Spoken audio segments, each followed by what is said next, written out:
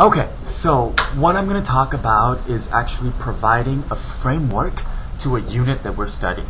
I think it's so important when a unit is divided into all these sub-lessons that students get the whole picture, exactly what this whole unit is about. So I'm going to show you a few quick examples of what I have done in the past. Okay, so follow me. Now, as you can see, I don't know if you can see very well, here, there's all these pictures right in the middle, as you can see. Well, that is called an import-export chain. So we talk about what happens in the beginning of import towards all the way at the end of export. That provides the framework for everything that we studied in that unit. For example, we studied documents. So I don't know if you can see very well. Documents. Well, let's see. Not very well. But one of the documents here is called pro forma invoice. Another is called commercial invoice. And by first providing the import-export chain, students can then, when they're studying documents, know, oh, it's here. It's here. So it allows them to place where the documents are needed. As you can see here, we also talk about costs. Right here, costs, and that goes all along the import-export chain.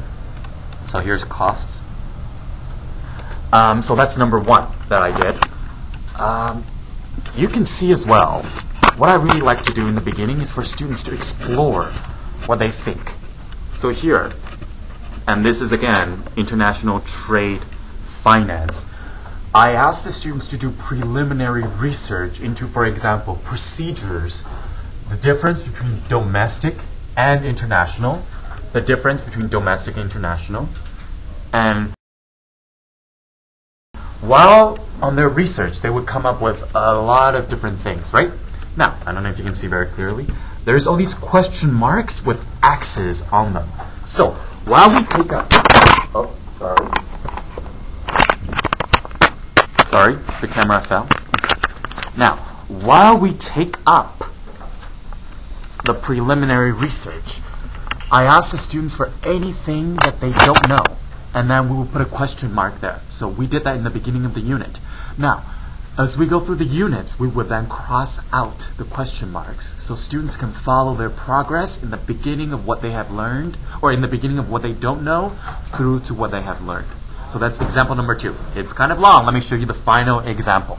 Now, for another course called International Market Research, the unit number 2 is how to do international market research. How to do it. So basically, what we did in the beginning was to come up with a road map so we know what we're doing. So that you can then see in the first step, it's called SWOT analysis, and that's one of the units, that's the first unit.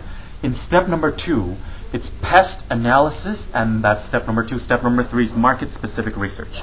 So we did this in the beginning of the unit so that as we go through each of the lessons, going from SWOT to pest to market-specific research, students can they know where they are, and so they can learn by having a big picture in the first place. So I think that's important to teach, especially with a unit that has all these different lessons so students know what the big picture is. In this course I'm going to be teaching, which is called Cultural Aspects of International Trade. We'll be doing that in Unit 2, and hopefully I'll show you that as well. Thank you for listening.